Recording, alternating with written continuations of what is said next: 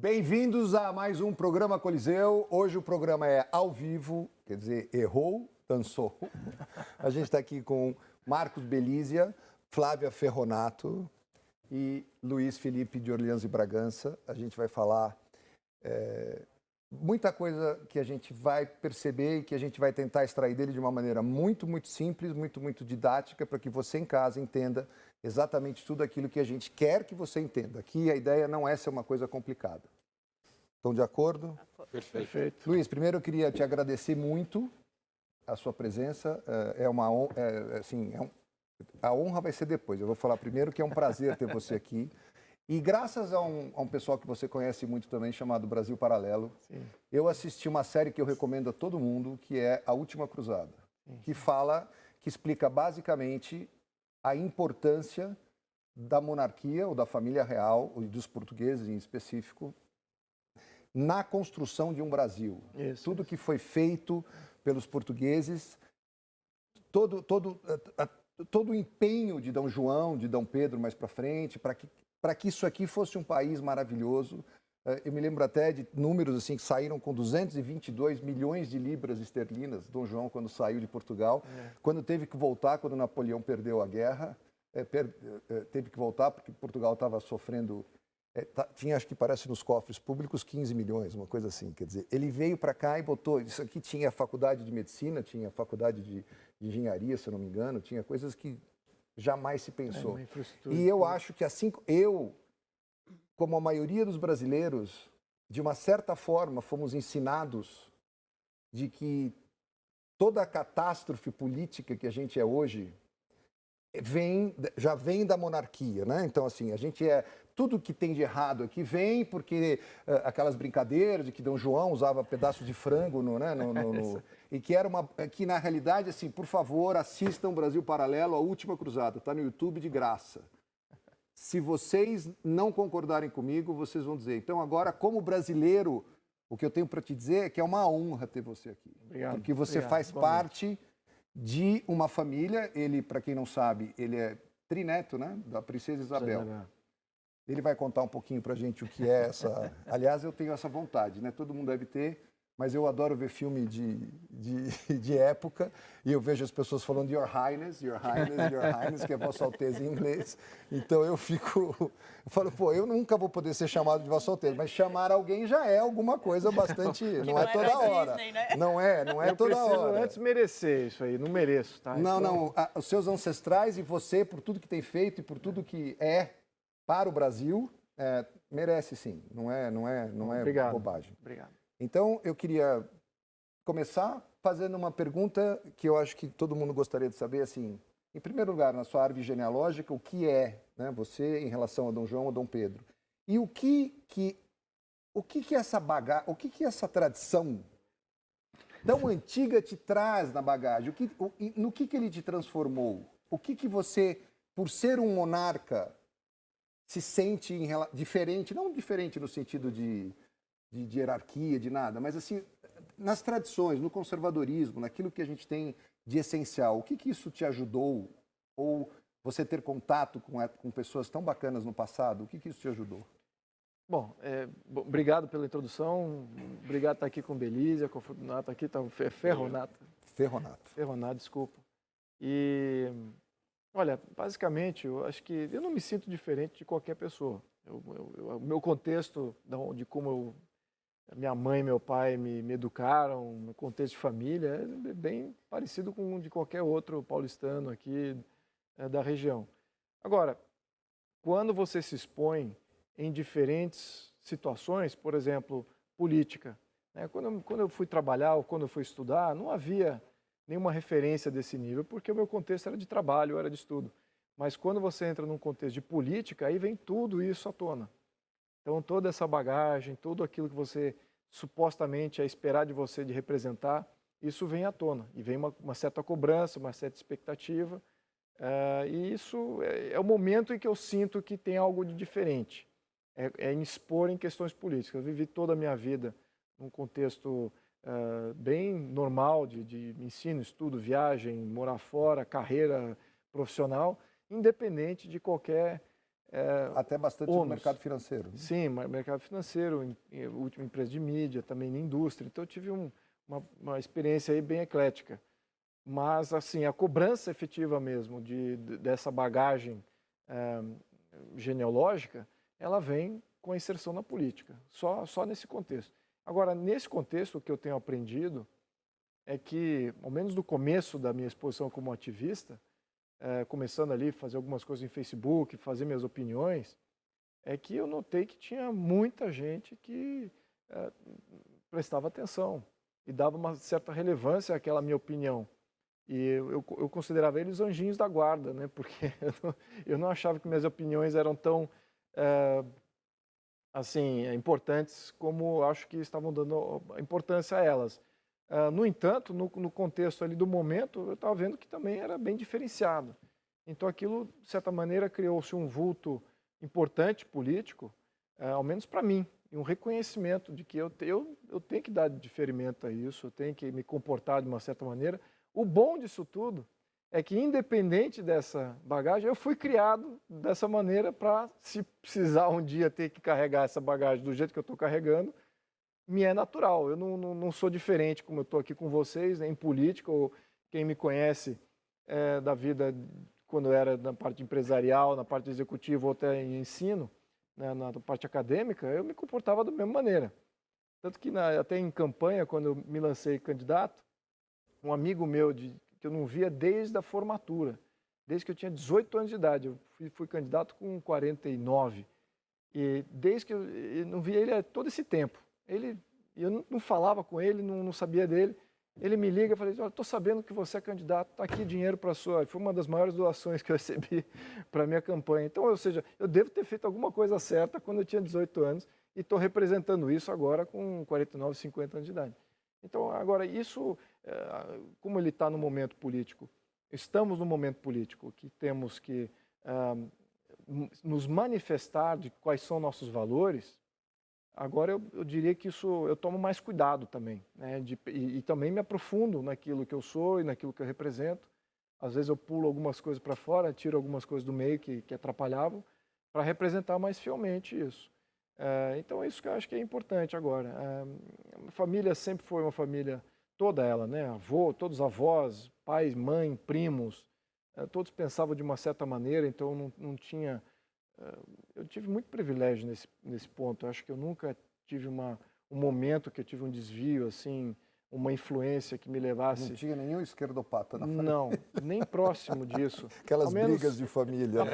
Até acho que pode ter tido, sim, assim, alguns primos e tal, mas mais recente a coisa, mas não na minha história de juventude, né? Então era todos tios, avós, amigos de avós, primos, todos era um contexto muito monocromáticos em termos de o que é família, o que é religião, o que é Estado, o que é sociedade, o que é país de futuro, o que é riqueza, o que é pobreza. Então, essas coisas, para mim, me foram definidas muito cedo na vida.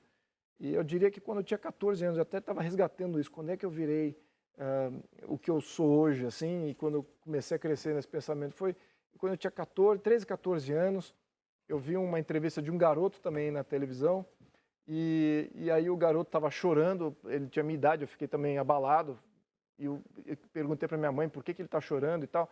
Eu falei, não, porque descobrimos que tem mísseis da União Soviética apontados para o Brasil. Daí começou, mas por que tem mísseis da União Soviética apontados para o Brasil em 1983, 84? Guerra Fria ainda. Por que a gente fez de mal à União Soviética? Como é que é isso? Não, porque eles são comunistas. Aí começa toda a minha doutrinação para o lado da direita. Então foi nesse momento que eu nunca mais... Aí comecei a entender as questões geopolíticas, fui estudar isso mais tarde da minha vida. Então você cria assim uma base emocional que te leva a explorar um lado. Eu acho que esse vínculo emocional pode vir em diferentes pontos. Pode vir através da religião, pode vir através da família. No meu caso, veio dessa entrevista desse garoto falando que tinha míssil. Mas porque você tinha uma base também, né? Tinha, claro. Eu acho que, mas isso que foi o que mais me impactou. Foi um estalo. Isso foi o que mais me impactou. Eu não entendia, como um garoto de 14, não entendia. Nós não temos fronteira com a União Soviética, nós não temos nada ou seja, de contraponto político, econômico, tal, mas por que eles tinham já alguma coisa contra a gente? Então eu fiquei aí, aquilo me perturbou. E tinha também, não sei se você lembra, acho que é da nossa época, pelo menos da minha época, aquele filme The Day After. Não sei se você viu, mas eu com 14 anos de idade vendo o filme o dia seguinte, que mostra como que seria o mundo depois de uma guerra atômica, né? Pô, aquilo me chocou também. Então essas coisas foram me influenciando de uma maneira Mas, Luiz, muito... sabe que eu quero fazer um paralelo? Você citou vários alicerces do movimento conservador, podemos dizer isso. Sim. E o que eu quero dizer aqui na TV é que isso não depende de dinheiro, né? Que nós estávamos discutindo hoje durante o dia. Você citou família, lealdade, né? Religião, né? Respeito, educação, estudo, que isso não necessariamente é dinheiro, né? Exatamente. Todas as famílias do Brasil têm isso e uma grande maioria é conservadora. Exatamente. Né? É isso mesmo. Luiz, quando que você se descobriu conservador? Porque até determinado momento você chegou a ser filiado do Partido Novo, Sim. E que é um partido liberal. Sim. Em algum momento você teve essa transição, ela foi gradual ou você entrou no Partido Novo e se viu lá conservador e não se encaixou no... Eu acho que ali a realização é o seguinte, eu tenho uma visão de país que é muito rígida, a visão é muito clara para mim. O país, o mundo, o Brasil, o mundo é feito de nações-estado e essas nações vivem em anarquia. Não existe um governo de todas as nações, então é anárquico. Então quem é que sobrevive? Quem é mais forte. É o país mais forte, a nação mais forte é que ganha. O Brasil tem que estar protegido para viver nesse mundo anárquico. Essa que é uma visão muito... E vem, talvez, esse é o primeiro contexto conservador. Que você, sem uma nação-estado, sem você aceitar que a nação, o país, é aquilo sobre o qual vai ser construído toda a sua realidade, vai ser construído leis, vai ser construído direito à propriedade, todos os seus direitos individuais estão contidos, são defendidos por este país, que é definido por uma Constituição, e isso tem valor porque o cidadão só tem esses direitos porque tem um país com a Constituição, com leis e tal, que defende isso. Então, se você não tem como defender esse país, num contexto externo, você não tem país. Aí a história mostra como é que foi o fim do Império Romano, como é que foi o fim do Império Sumério, como é que foi o fim do Império Otomano, como é que foi... Todos os impérios entraram em colapso quando você começa a permitir essas influências externas tomarem o seu país. A China, o Império da China, ruiu por causa da Guerra do Ópio, que era, no fundo, uma imposição externa na China. A China não quis isso. Então ela viveu 100 anos sem país, praticamente. O chinês viveu 100 anos sem país. E infelizmente sobrou coisa. E infelizmente eles aprenderam muito com esses 100 anos e agora estão dando troco. Exatamente, né, com esses aprendizados. Podemos entrar nisso depois. Mas, então, nesse contexto de liberal, é aí onde eu paro de ser liberal. Né? No contexto externo, não tem liberalismo. Só no econômico. Ninguém está em igualdade. Ninguém é respeitado em isonomia das leis. Não existe isso. Da fronteira para fora, cachorro come cachorro. Lobo come lobo. E o lobo mais forte come melhor. É uma luta. Internamente, temos que ter liberdade. Aí sim é o meu lado liberal. Você tem que ter liberdade plena da cidadania, dos cidadãos. E olha, eu também não estou falando nada assim revolucionário, porque se você for olhar atrás na história, como é que eram, por exemplo, até um império mais polêmico, o Império Otomano, que era muçulmano, califado.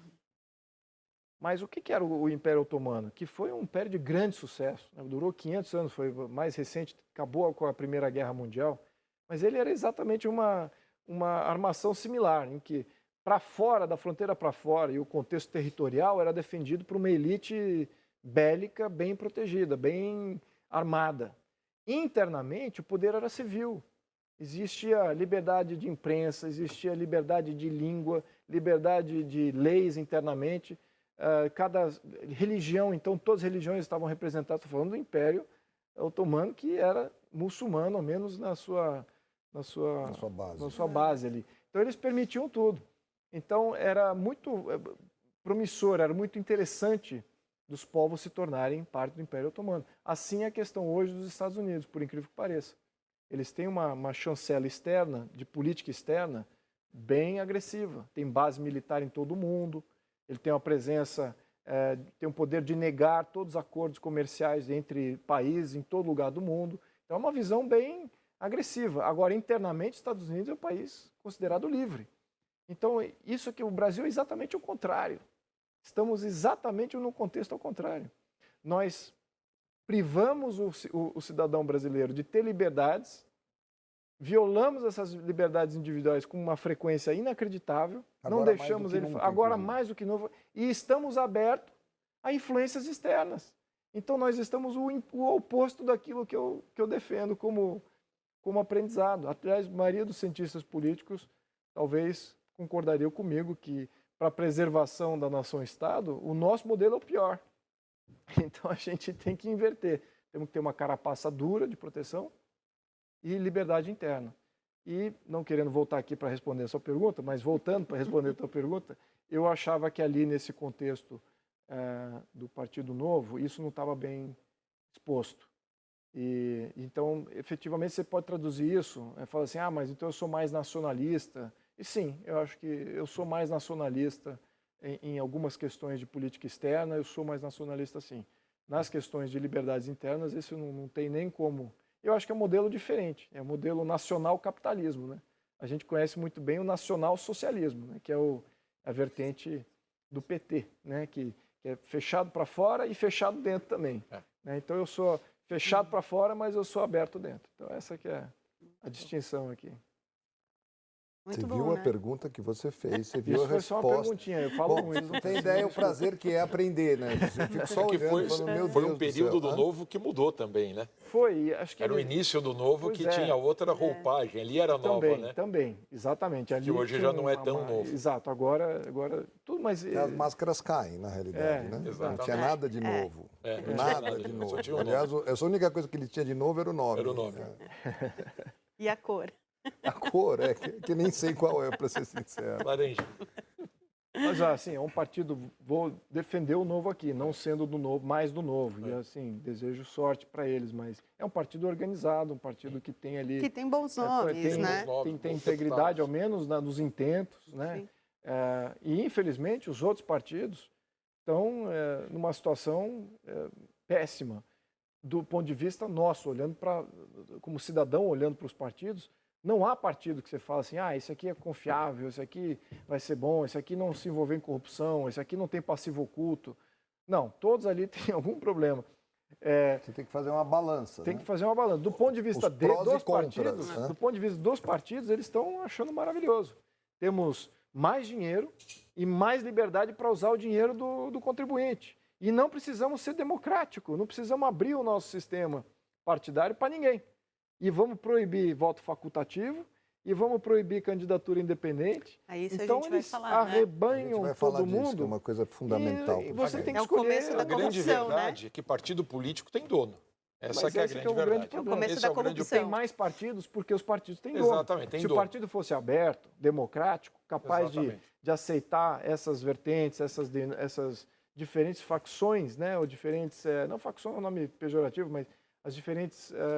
nuances de uma ideia, né, dentro do mesmo partido, e você acolhesse isso e permitisse os espaços políticos, por que um foge para formar um partido? Porque ele foi cerceado de sua ambição política, de cargos, de coisa, nesse partido aqui, porque um cacique deu a dedada ali. Dinheiro, cacique, assim não. A gente vai para o intervalo e já volta, não sai daí.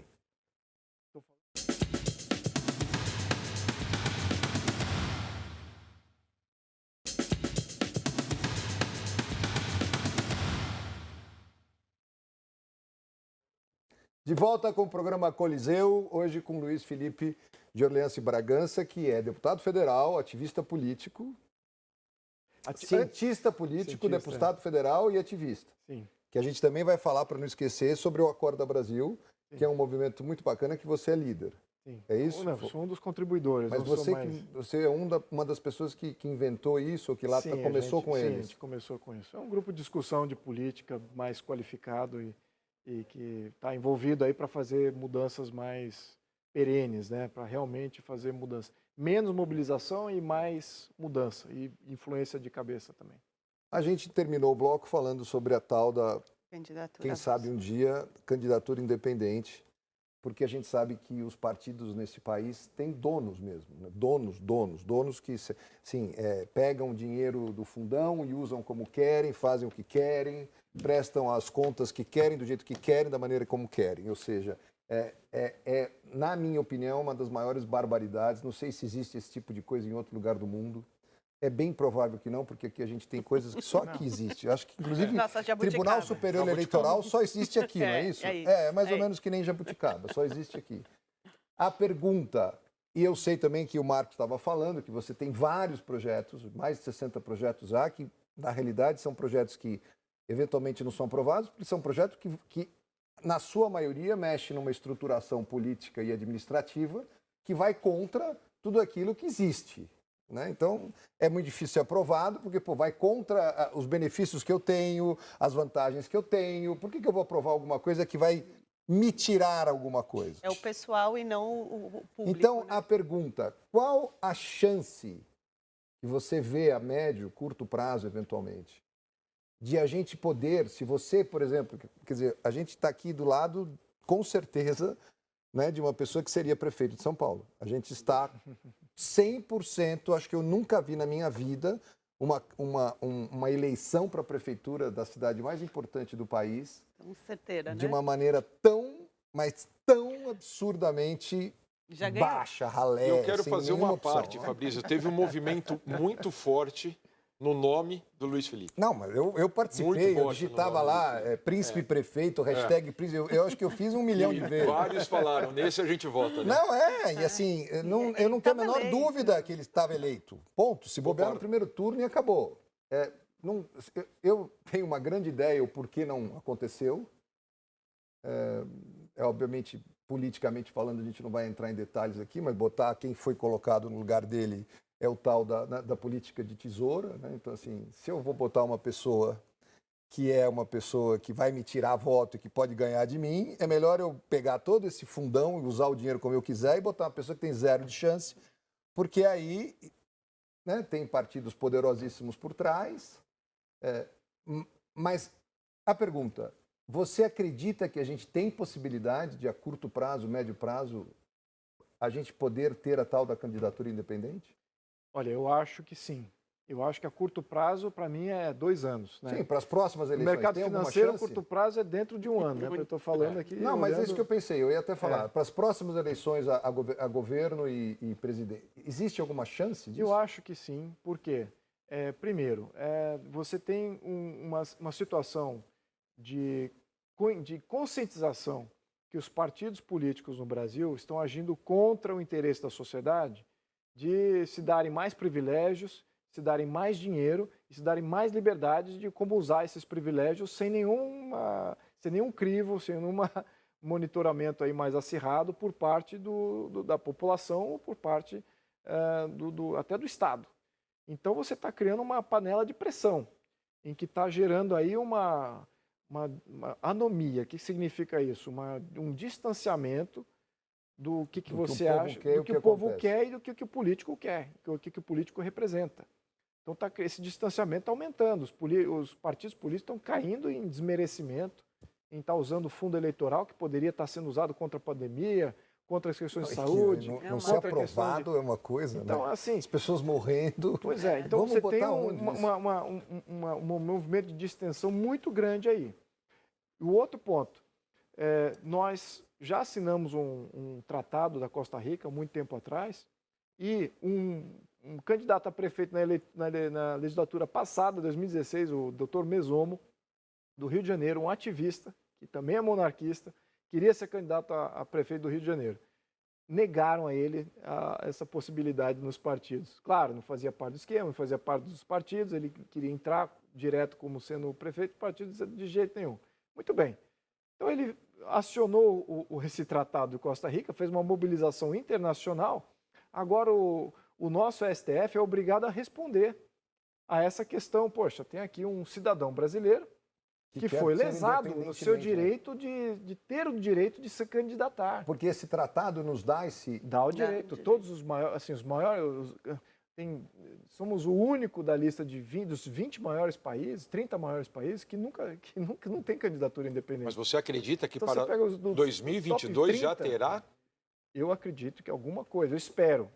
Estou aqui na cobrança, espero que algum juiz, talvez do TSE, me escute a nós, entende que isso é um pleito razoável de cidadania, isso é contribuidor de cidadania, não é em prol da direita ou da esquerda, sim, sem dúvida. De nenhum partido específico, é em prol da cidadania. Isso é um ganho de cidadania, que você está injetando no sistema político, na veia. Mas então, agora, desarma um pouquinho, uma válvula de escape a esse cartel de partidos que foi criado, sim, que estão aí para criar exatamente isso. Mas você vai ver, eu já tinha cantado essa bola até em plenário. Foi um dos poucos discursos que eu fiz em plenário, falando para todos os deputados. Esse fundo eleitoral e o fundão só tendem a crescer. Todo ano vai ter alguém lá levantando a mão. Queremos mais dinheiro para fundo eleitoral, fundo de financiamento, fundo partidário. Então, é uma dinâmica contrária ao que a população quer. Isso é natural que isso ocorra. E já aconteceu até logo depois. Logo depois que passou a lei, já teve até gente falando, não, vamos para 4, vamos para 5 bi, vamos para... Então, assim, e a população já está vendo isso de uma maneira tão viva, com a questão da internet, com uma transparência tão grande, e o pessoal da velha política, acho que nem sabe o que é internet. Está começando agora, a ver que, agora eu vou ter que usar Twitter, agora eu vou ter que usar a mídia social para me eleger, e isso é novidade para... Eu diria que mais de 2/3. Também porque não sabem usar, né? Eu começo a falar, bom, já que eu não sei usar, vamos fazer eles também não usarem. Então vamos proibi-los de usar, porque só para explicar, por que esse processo das mídias sociais é tão problemático? Porque tanta perseguição hoje, mais especificamente depois que o Trump ganhou, assim, porque as grandes mídias se compram. Né? Você chega numa grande TV com uma grande verba, faz um grande acordo e está tudo resolvidinho. Nesse acordo, inclusive, ele pode sair metendo pau em você por um período, só para não pegar mal, e aí vai lá, mas tem todo um objetivo final que é esse.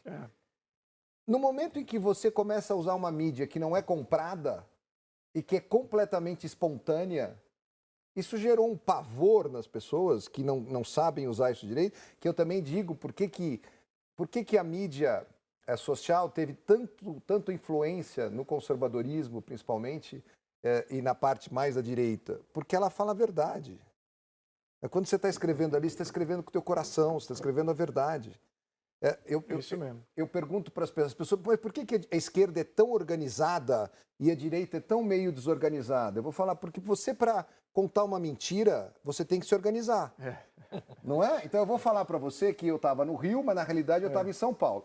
Mas eu tenho que combinar com, olha, se ele perguntar, eu estava no Rio. Se ele perguntar, eu estava no Rio. É isso aí. Agora, se eu estou te falando a verdade, eu não tenho que contar para eles. E esse é o grande problema, porque para contar a verdade não precisa ter grupinho, não precisa ter influencers, que eu nem vou falar o nome aqui que me dá nojo, que é uma coisa que fica falando um monte de asneira, que aí faz entrevista com um ministro do STF para falar as mesmas asneiras, e vai juntando tudo porque tem que se criar uma mentira enorme. Uma narrativa, né? Para que as pessoas...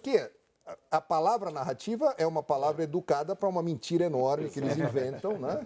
Então, já que não dá para falar que é tudo mentira, é uma narrativa. Mas é uma narrativa que não se sustenta. Então, ela precisa sempre de uma injeção. Então, é New York Times, é vídeo não sei do quê, é não sei o quê. E aí tem uma hora que as pessoas começam a olhar e falam assim, mas pera um pouquinho, que eu também tenho isso para falar. Pô, você tem um cara aí, um desses caras tem 50 milhões de seguidores. Aí você vê ele fazendo uma live com o ministro do Supremo, 15 mil visualizações. 15 mil visualizações, quase tenho eu quando eu faço alguma coisa. Até eu. Então, assim, aí você fala, será que também não é montagem isso?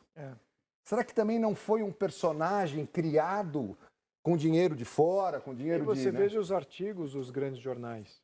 Qual penetração, se eu escrever um artigo no Facebook, não vai para lugar nenhum, vai só nos teus lugares. Pois é, vai só, mas eu acho que o alcance está muito maior. Muito maior do que o artigo de qualquer desses grandes jornais. É muito difícil num grande jornal. Hoje, porque a mídia que está deixando todo mundo arrepiado, por isso que estão querendo acabar com essa graça. Exatamente. Porque, já que eu não tenho controle, vamos acabar com isso. Vamos criar o tal do checkers. Então, e o desespero é tão grande que eles começam a criar fake news. A palavra fake news, que nada mais é fake tudo que eles não concordam que seja verdade. Não, olha, juro para você. Não é news, né? Você acredita que esse processo que está agora vai ter um fim feliz ou infeliz? Eu acredito na gente, eu acredito na sociedade, eu acredito que estou vendo em função da minha experiência como ativista. Eu estou vendo que a sociedade está cada vez ficando mais aprimorada, mais organizada contra um Estado que está se defendendo, ele está se reentrincheirando. Então, do ponto de vista cidadão, as coisas do Estado vão piorar, o que já está acontecendo.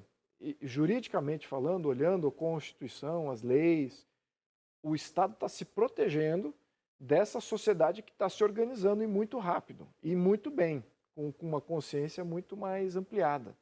Então, isso está acontecendo. Vai chegar um ponto de cisão, em que um tem que ceder. Ou esse Estado reentrincheirado impõe uma ditadura constitucional, que eu acho que esse que é o grande perigo da democracia no momento. Não é um perigo de partido de esquerda, ou perigo do globalismo, ou perigo de, enfim, um ditador populista que sube e vai e tal. O maior perigo agora que eu estou vendo é a Constituição do Brasil está assumindo cada vez mais poderes para si própria, está assumindo cada vez mais detalhe, e daqui a pouco você não vai precisar eleger, como já é o caso em muitos governos, aí você não vai precisar eleger prefeito, não vai precisar eleger vereador, governador. Porque vão eleger para você. Eles vão definir tudo em Constituição, travar da onde vem os recursos, para onde vai os recursos. Aí você vai falar, bom, então para que serve um gestor público? Vai fazer uma fachada de democracia. Olha, fica se elegendo aí, elege um prefeito, elege, mas não sai para nada, porque já está definido em Constituição todas as alocações. Então, esse é um grande perigo. Esse é um risco que a nossa geração... Vamos ver isso agora, em função do que está acontecendo constitucionalmente. Então, constitucionalizando tudo que estava em lei, que era arranjo que você podia mexer rapidamente ou até transferir para os estados para eles fazerem esses ajustes. Não, eles estão travando esses arranjos porque tinha dinheiro por trás, né? Tem repasse de dinheiro, eles querem garantir que vai ter esse repasse, que o sistema de financiamento da corrupção vai continuar. Então, corruptos e pessoas da extrema esquerda estão unidos em constitucionalizar muita coisa que dizem que é pelo bem da sociedade, é o Fundeb, pela educação, o SUS é pela sociedade, o Bolsa Família, vamos botar tudo na Constituição. E o que acontece? Você vai travar o Brasil. Aí como é que você vai, para que você vai eleger até um presidente? Para que ele vai fazer com um orçamento já todo direcionado? Então você está dizendo que nesse momento seria até não prudente mexer na Constituição, é isso? Do jeito que eles estão mexendo, com este Congresso, de jeito nenhum. Eles estão só vai piorar. Só está piorando. O Congresso é inimigo do governo hoje. O Congresso hoje como um todo, eu estou me incluindo aqui, porque eu sou uma minoria dentro do Congresso que estou querendo reformar o sistema. A maioria do Congresso hoje não quer reformar o sistema.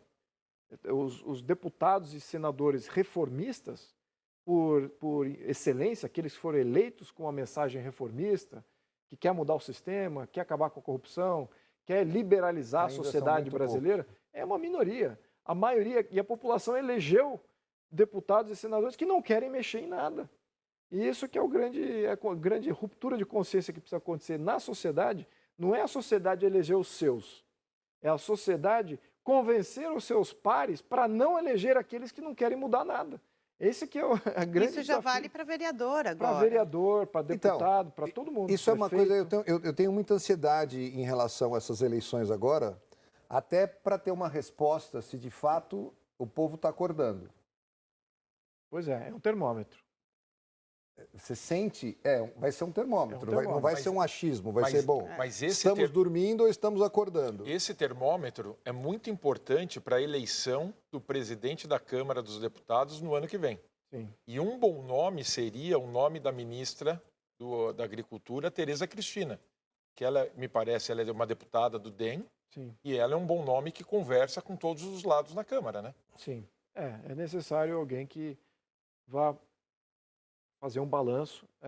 Eu diria que o Maia tentou fazer esse balanço, só que eu acho que ele jogou demais para o lado que perdeu as eleições. Então, você veja a dicotomia aqui, o erro de modelo que a gente tem. O Jair Bolsonaro foi eleito com 60%. Eu acredito que ele tenha sido eleito por mais. Por 70%, na minha opinião individual aqui. Mas eu acho que ele foi eleito no mínimo com 60% a 70% do eleitorado. Só que esses 60% e 70% não estão refletidos no Congresso. Exatamente. Esses 60% e 70% de preferência pela mensagem do Jair Bolsonaro não está refletido nos deputados e nos senadores. Porque foram erradamente eleitos. Exatamente, porque a mobilização foi para eleger o presidente e não necessariamente o legislativo. Ninguém prestou muito bem atenção e elegeu aquele que eles conheciam e voltou. Fora os que foram eleitos a cair na carona, na armadilha da máquina. A força do presidente da Câmara, que direciona todos os deputados em comissões, no que vão fazer, é muito forte, né? Sim, muito forte, é total. Né? Total, então, mas né? mesmo assim, você veja, o Maia tentou fazer um equilíbrio entre propostas do governo e propostas da oposição. Só que ele fez um equilíbrio meio a meio. Não foi um equilíbrio 60-40 ou 70-30. Foi equilíbrio meio a meio. Então está desproporcional a representação da oposição nas votações de plenário. E teve 95% das pautas do presidente no primeiro ano não foram pautadas. Simplesmente não foram quando votadas. você fala que ele tentou fazer um equilíbrio, às vezes eu fico meio... Isso é o Maia, tô falando. O nosso sentimento é que não foi equilíbrio, né? Ele estava equilibrando. Nosso sentimento é que não teve equilíbrio. Eu concordo com você. O sentimento é que assim, não, peraí, para me impor o que eu ganho. O discurso era de equilíbrio, mas... Exatamente, o discurso era de equilíbrio, então ele tentou fazer pautas econômicas, voltar a pautas econômicas de reforma e previdência, alguma coisa com relação à desburocratização e talvez iniciar a reforma tributária. Aí parou tudo, né? Fez mas isso e aí efetivamente as pautas que avançaram mesmo e ganharam espaço e hoje estão perenes na Constituição foram as pautas de esquerda. Fundeb é uma delas. Exato. Fundeb ninguém alertou a população. Todos caíram na grande narrativa falsa da esquerda que aquilo era pela educação. Não é pela educação. É só você ver quem aplaudiu. Aquilo é pelo financiamento garantido. É só você ver quem achou o máximo Claro, que aquilo. E imaginar o porquê que a esquerda achou tão bacana ter mais dinheiro jogado no Titanic, né? Porque educação agora, você vê todo mundo fazendo homeschooling, todo mundo fazendo educação à distância, com internet, com tecnologia.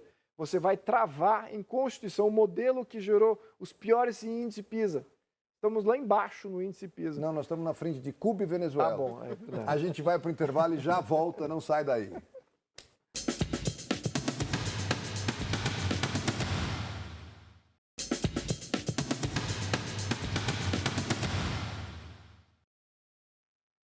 De volta com o programa Coliseu. É uma pena que o programa dura 1 hora, porque dá para ficar aqui horas falando com ele e aprendendo um monte de coisa. A gente vai continuar depois do programa. Vamos abrir uma garrafa de vinho e, falar um monte.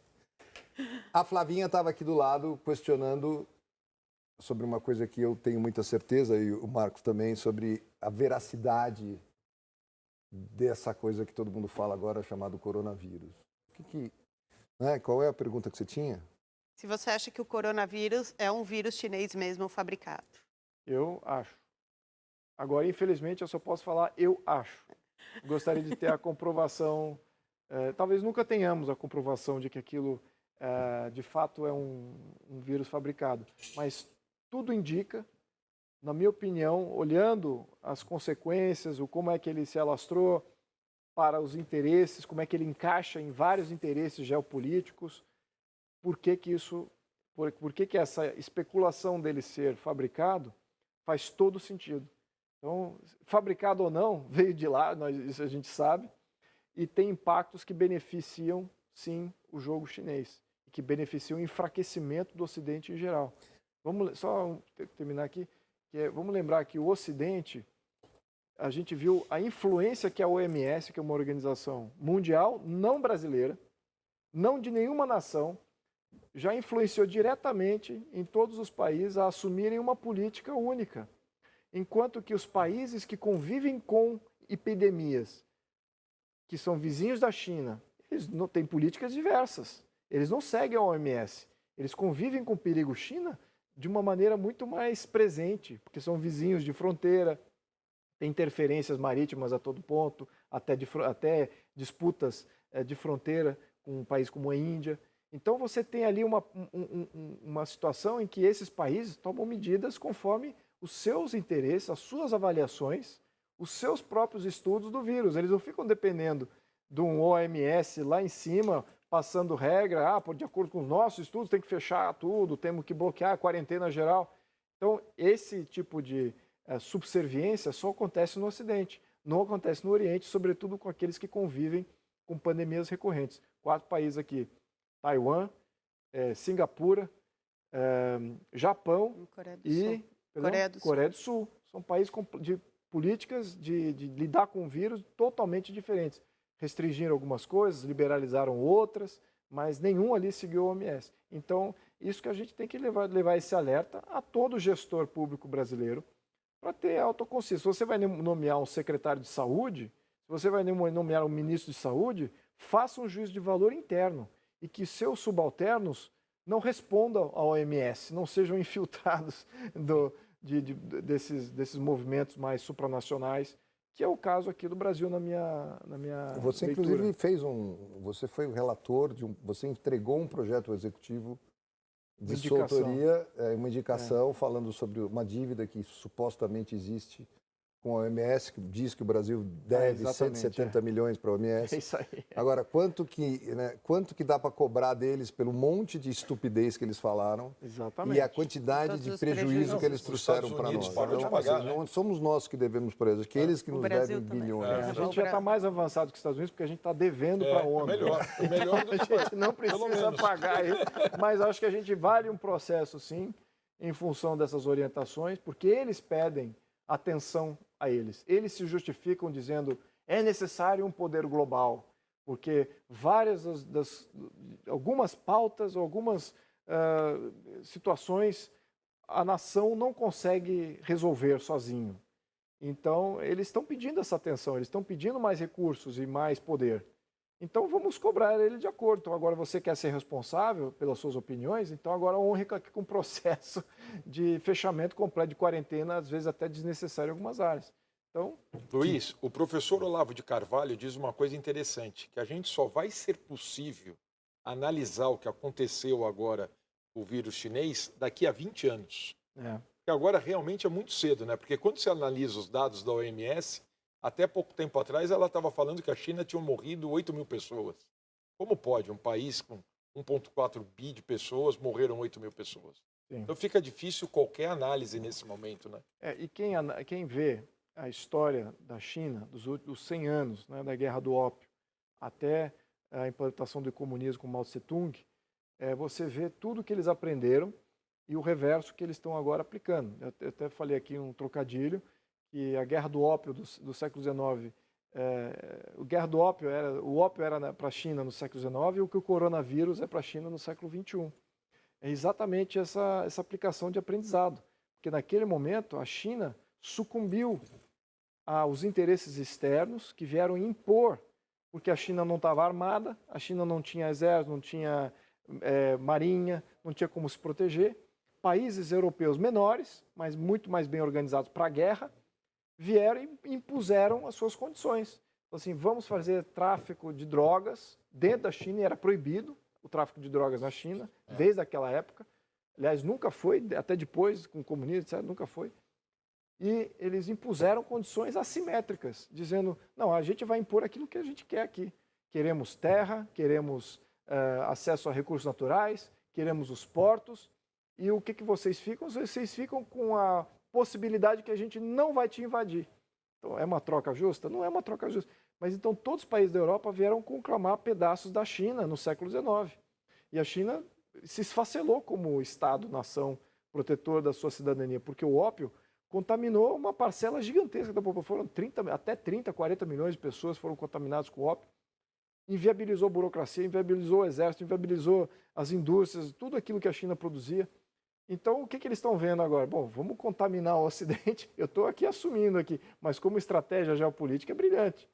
Você contamina o Ocidente com o vírus, enfraquece o Ocidente, não só isso, e você vai lá e impõe esses acordos assimétricos. Ah, você precisa de ajuda agora para resolver esse negócio do vírus aí. Ó, vamos estar aqui com vacina, vamos estar aqui com... queremos comprar aqui terras, recursos naturais, portos, etc. Então, está muito similar, só que é o reverso. É fato que compraram várias indústrias, várias empresas nesse decorrer. Sim, sim. Por um lado é bom, porque dá liquidez. Por outro lado, se vou dar liquidez para aquele que é o empreendedor, aquele cara que o agricultor que fez, etc. Então, a China é um parceiro comercial importante. Se a gente manter o diálogo com a China somente nesse campo, eu acho muito interessante. Vender agora, a preço justo. Todos os países, Austrália, Índia, Hungria, Alemanha, Espanha, todos estão tomando medidas para ter, no mínimo, transparência do que a China está comprando, não especificamente a China, mas qualquer poder externo está comprando dentro do seu país. Por quê? Eu posso ser um minoritário de uma empresa e já exercer controle dela. Eu não preciso ser majoritário. Eu posso ter só um acordo pequenininho de 10%, 5%, mas ter um acordo comercial muito maior e que me dá poder até de gestão e de veto dentro da empresa. Então imagina que eu faça esse acordo não só com todo um setor da economia, toda a agricultura, por exemplo, e botar dentro de um acordão geral e um só comprador que é ela. Isso já constitui um problema. O CAD, que é o nosso órgão que vê se está tendo monopólio, não, ele vai olhar, não, é minoritário aqui, minoritário ali, minoritário ali. Às vezes tem essas situações que ele não tem a total transparência. Então ele não vai saber se de fato ele tem que ser acionado para eliminar um monopólio. Então isso é uma questão setorial. E quando atravessa os setores, por exemplo, eu fico minoritário de uma fazenda, fico minoritário de uma ferrovia e fico minoritário de um porto. Eu controlo possivelmente todo o canal, através de acordos comerciais e side letters, né, como diz no mercado financeiro, no mercado aí na advocacia. Quando você faz uma transação, você pode fazer também acordos comerciais, não somente de ser dono da empresa. Então isso te trava todo o canal. Então o que acontece numa situação assim? Eles podem literalmente minerar, plantar o quanto eles quiserem, transportar para o porto e escoarem o quanto for, e a gente não teria transparência de quanto efetivamente foi transportado, produzido, etc. Não sabemos se está sendo constituído um monopólio efetivo. Então, até fiz um projeto para dar mais transparência, que todas as compras por empresa externa ou por fundo soberano, que dê transparência dessa compra em todas as empresas. Isso fique mais exposto publicamente, que não está, então dificulta essa leitura. Isso que é o grande risco. Eu tenho muito medo. Mas isso está acontecendo. Eu não estou falando algo que assim, não, isso já aconteceu na Nova Zelândia, já aconteceu em todo o ocidente da África, em vários países da Ásia. É exatamente isso que eu estou falando. Então eu não estou assumindo que eles possam fazer, eles já fizeram. Então aqui, vão fazer a mesma coisa no Brasil. Se a gente deixar, vai. Se a gente deixar, com certeza vai. Eu não sou tão otimista assim, eu acho que já estão fazendo. Também. E com apoio de governadores ainda. Exato, de gestores. Por falar nisso, eu achei uma coisa super interessante, um projeto que você fez, que a gente vai falar agora sobre lockdown, que todo mundo vai falar, mas falar de lockdown agora, teoricamente no Brasil, graças a Deus, parece que a coisa está praticamente fora de... Mas podem ter certeza absoluta que vai vir muitos outros coronas por aí. Sim. E eu acho muito importante esse projeto, que é um projeto que tira de gestores ditadores o poder único de, por decreto, determinar o que deve ser feito com uma população inteira. É isso mesmo. Então, assim, é para ter, não sei, tem que ser avaliado. Bota em debate. Tem que pôr em debate, tem que ver se os recursos permitem. Não adianta você falar, fecha, mas quem paga a conta se está fechado? É isso mesmo.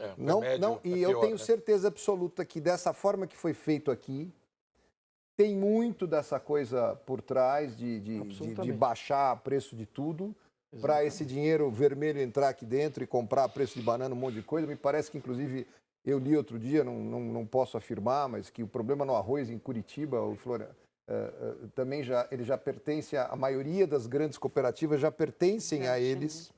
Exatamente. E assim, independente do preço interno ou não, como eles precisam lá, tá sendo, nós estamos precisando aqui, não importa, tá indo para lá, mesmo que estejam pagando menos.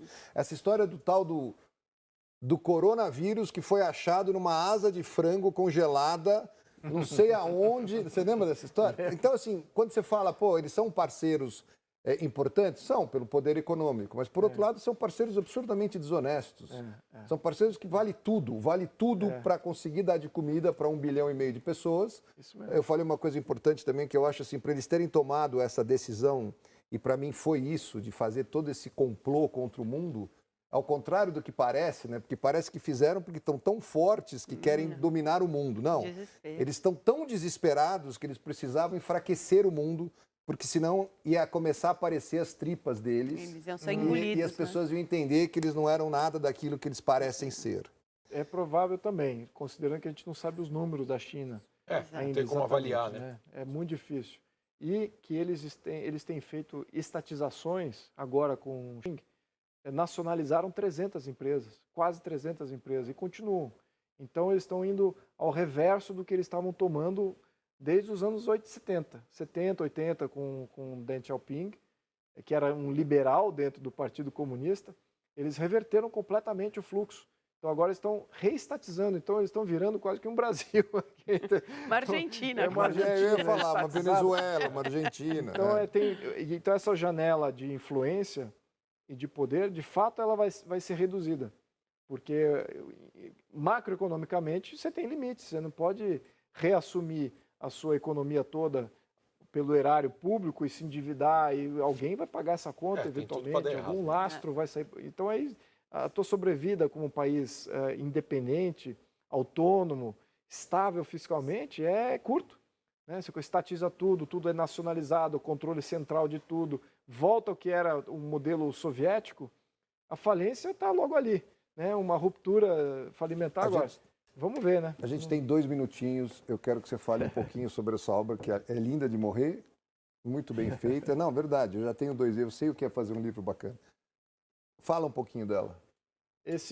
Meu livro, porque o Brasil é um país atrasado, eu diria que é um livro que tem longa cauda. Ele foi feito em 2017, eu lancei ele, e dura, infelizmente, talvez em função da mudança política, ela também demora. Então, a gente está vivendo exatamente os mesmos problemas, agora com mais consciência, mais transparência do que estávamos até o ponto do livro. Mas o que o livro faz? Ele expõe o problema brasileiro. Ele deixa claro onde é que está o gargalo, só dizendo onde que não está o gargalo. Então, nós não temos um problema social de o brasileiro ser um problema, muito pelo contrário, é um grande ativo. Nós não temos um problema de território, temos um território vasto, recursos naturais, isso dá autonomia, temos proximidade dos mercados, o que dá viabilidade de crescer ainda mais do que a gente pode internamente. Então a gente realmente poderia ser uma potência ali entre as 3 do mundo, sem sombra de dúvida, mas estamos com uma grande rolha no caminho que impede a gente chegar lá. E é a nossa organização política, que foi feita por oligarquias, para as oligarquias. Então, os grupos, o que é oligarquia? Para as grandes famílias. Exato, os grupos coronéis, de interesse e que dominam o país até hoje. Então, a gente está sempre nos ciclos de grupos de interesse no domínio do país, com rupturas momentâneas de populistas, que vêm falar o sistema tem que ser mudado, aí tem que ver uma ruptura, entra um populista, mas aí logo o sistema já se reacopla. Já come, né? Come ele, aí vira outro tipo de oligarca, outro tipo de grupos de interesse dando apoio. Aí volta o mesmo problema. Então, a gente nunca sai desse ciclo de domínio oligárquico. Se Deus quiser, a gente vai sair. Esse Brasil, com certeza, tem o poder de ser um dos maiores países do mundo, e é impressionante com a rapidez que ele se recupera de tudo. Do jeito que esse país já foi tratado, era para a gente estar sequer existindo. É verdade. Né? E a gente continua sendo uma potência enorme, e já levaram daqui tudo que podiam e muito mais. Eu queria agradecer a tua presença, foi um prazer enorme, mas um grande prazer mesmo. Igualmente. Obrigado. Flavinha, adorei você. Marcos, a gente vai estar várias vezes sentado aqui na nossa... Ativistas importantes para o Brasil, olha, dependemos deles. Dependemos de todos vocês. A gente vai estar sentado aqui várias vezes com vários convidados, foi um prazer enorme. Eu estou ao vivo e estou mandando eu desligar urgente. Até quinta-feira que vem. Tchau. Já.